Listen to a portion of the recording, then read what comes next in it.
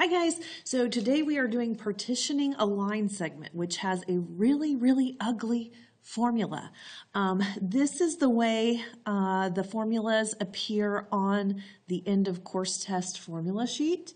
So that's why we give these to you. Now, of course, we've just found out that we're not likely that we're going to have the end of course this this year, but we would still allow you to have this formula if you were taking a test in our class anyway, because it's just such a complicated formula. These two are the same formula, and you might think, oh, well, I'm going to use this one because it's shorter and it's a lot more condensed, but I like to use this second one. To me, it just makes more sense, and it's a little bit easier to do your order of operations with. So let me show you how to use this second formula, but of course, if you like the first formula and you are successful with that, you are welcome to use it. So what this is it says, okay, we have 2 points on a coordinate plane, and we want the coordinates of point P on a directed line segment that partitions this segment into a ratio of 2 to 1. So by saying directed line segment, they're saying that you're going from A to B, okay? So the direction matters, and the ratio of 2 to 1, 2 is going to be closer to A, and 1 is going to be closer to B. So it's not like just finding the midpoint where it doesn't matter which direction you're coming from. If we say a 2 to 1 ratio, we have to know which side the 2 is closer to and which side the 1 is closer to. So 2 to 1 on a directed line segment, the 2 is closer to A, the 1 is closer to B. Okay, so A is going to be our x1, y1, and B is going to be our x2, y2, because my direction matters, right? And then this ratio is going to be little a and little b. That's my ratio, little a to little b. And that's all the parts of my formula here. So when I'm looking for point P, this is going to be my point P that I'm looking for, okay? Then I'm going to set it equal to, I'll just plug in this whole formula. So x1 is -3. Plus, and I like doing all this together, a over a plus b. So a over a plus b would be 2 over 2 plus 1, right? 2 over 2 plus 1, which is really 2 over 3, right? That's my a over a plus b. And then x2 is 6 minus x1 is -3, so that'll change to a +3, comma. So all of this is really just the first part of the equation. That's just getting the x coordinate of point P, right? And then I've got to do it again for the y coordinate. So we'll take y1, which is -2, and we will add again a over a plus b, so 2 over 2 plus 1. And then y2 is 1 minus y1 is -2, so that'll change to a +2. So here's my coordinate for P, right? This is the x and this is the y. So when I do my order of operations, parentheses, right? Then times this fraction, which like I said, I like to go ahead and change that to a fraction, you know, just all in one step. So that'd be 2 over 3, right? So let's replace that with 2 over 3. And same with this one. This is 2 over 3, right? So we're going to do parentheses first. So this will be 9. And then times the fraction 2/3. So 9 times 2/3. That's like 9 over 1 times 2/3. So that would be 18 over 3, which is 6, right? And then plus my -3 is going to be 3, right? Okay, so that's the x coordinate. Now my y coordinate, do your parentheses first. This will be 3 times my fraction, 2/3. So 2/3 times 3 over 1 would be 6/3, which is 2. And then 2 plus my -2 is 0. So it's sort of like you start at this end and work backwards. Parentheses, then multiply, then add, right? Parentheses, then multiply, then add. You could do it all in your calculator, all the way up to the comma, right? So you could do -3 plus I just put in the 2/3 all at once. 2/3 times 6 plus 3, and your calculator will know what the order of operations is, so it's going to know to do this addition and then multiply and then add, and it will get the same answer, 3, right? And then, of course, you could do the whole thing after the comma in your calculator as well, and again, it will know how to do the order of operations and get that for you. Okay, so what this is if you had a graph and you plotted these 2 points on the graph, let me see if I can do a little sketch here. So A is at -3, -2, and B is at 6, 1. All right, so here is our line segment, and the direction is going from A to B, right? Directed line segment A to B, and we want to partition it in a ratio of 2 to 1. So look at where this point ends up being, 3, 0, right? So what they mean by a 2 to 1 ratio is that this is 2 parts to this 1 part, right? So 2 to 1 ratio. The 2 parts are closer to the A and the 1 part is closer to B. Okay, so it's not like a midpoint where it's exactly halfway.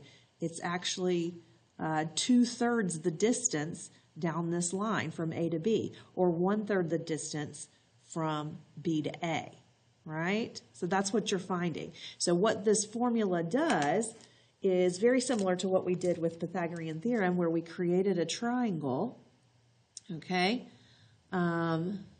When we create our triangle, we've got here is our x distance, and we want to go 2/3 of the distance in the x direction, and then we've got our y distance, and we want to go 2/3 of the distance in the y direction to get that point.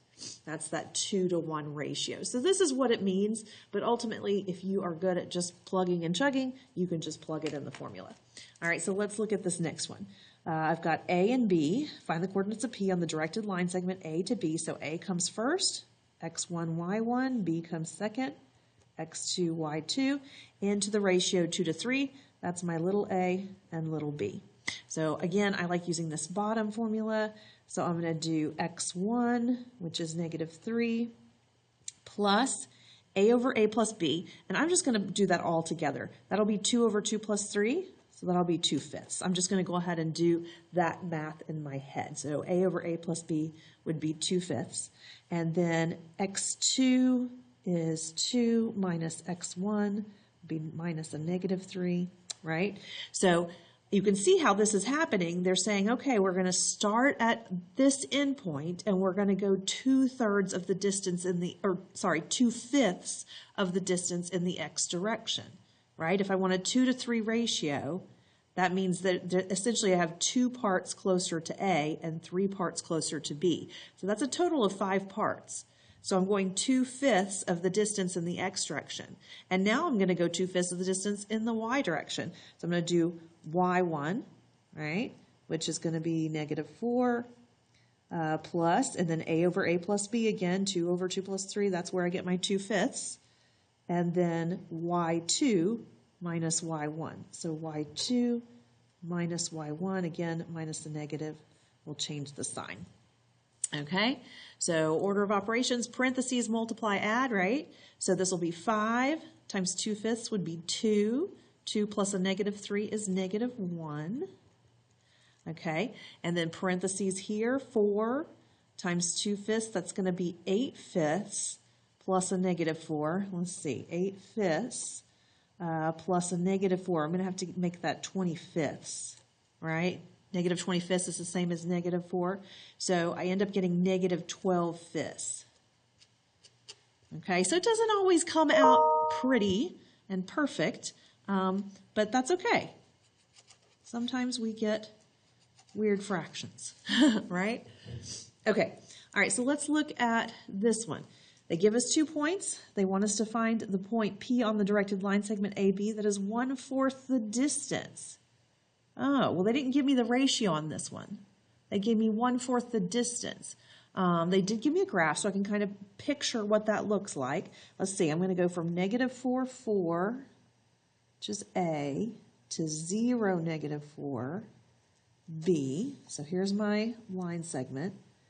And I want to go 1/4 the distance from A to B. So 1/4 the distance. That means divide this distance into fourths. And I want to go 1/4 the distance. So I'll have 1 part closer to A and 3 parts closer to B. So really 1/4 the distance is the same as a 1:3 ratio, right? So if you're thinking in terms of your formula, this would be little a, this would be little b, right? Because I have a total of 4 parts. I want to go 1/4 the distance. So 1 part closer to A, 3 parts closer to B. So this will be my x1, y1. This will be my x2, y2. And now I can just use my formula. So let's see. x1 is -4 plus a over a plus b. Well, that's 1/4. Oh, that's where that 1/4 comes from, right? Does that ring any bells? All right. So a over a plus b is 1/4 the distance in the x direction, and then we'll do 1/4 the distance in the y direction. So let's see, x2 minus x1 will be 0 minus a -4, comma, and now we're ready for our y coordinates. So we'll start with our y1 plus a over a plus b, 1/4, right? So I'm going 1/4 the distance in the y direction. So y2 minus y1 is -4 minus 4. Okay, so order of operations, parentheses, multiply, add. So this will be 4 times 1/4 is 1, plus -4 is -3. And then this will be -8 times 1/4 is -2, plus 4 is 2. So there's my answer. Now let's just put it on the graph and see if it makes sense. If I go to -3, comma 2, does that look like it's 1/4 the distance? It does look like it's 1/4 the distance from A to B. So it's kind of a neat way to check yourself by visually putting it on the graph. We essentially, kind of like what we did with Pythagorean theorem, we created our right triangle here, and we went 1/4 the distance in the x direction, and we went 1/4 the distance in the y direction to find that point that partitions. Okay? One more. Given the points A, -2, 1, and B, 4, -4, find the coordinate P on the directed line segment. So anytime you see that phrase, directed line segment, you should think of this formula, right? And like I said, this is how we would give it to you on if you were taking a test, we would let you use a formula sheet that said this. And it actually says directed line segment right in the formula. This is the only formula on the formula sheet that actually tells you what everything in the formula represents. Partitions the directed line segment A to B. Here's A, here's B, x1, y1, x2, y2. Into the ratio, little a to little b. There's the ratio. It tells you what everything in the formula actually represents. All right, so we'll go down here and we want partition into the ratio 2:4, so that's A to B.